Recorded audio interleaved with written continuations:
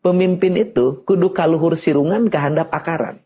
Apa itu artinya? Pemimpin itu pikirannya harus sampai langit. Dia mampu berkomunikasi, bernegosiasi dengan tingkat tertinggi dalam sebuah wilayah.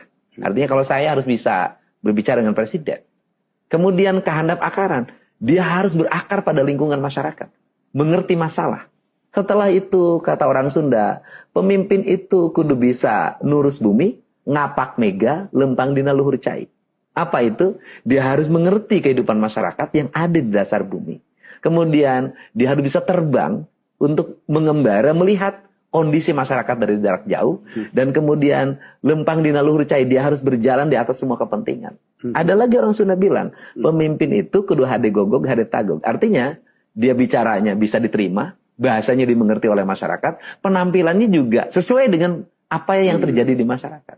Pemimpin itu kudu hade congcot, hade bacot. Apa artinya? Bicaranya terbuka.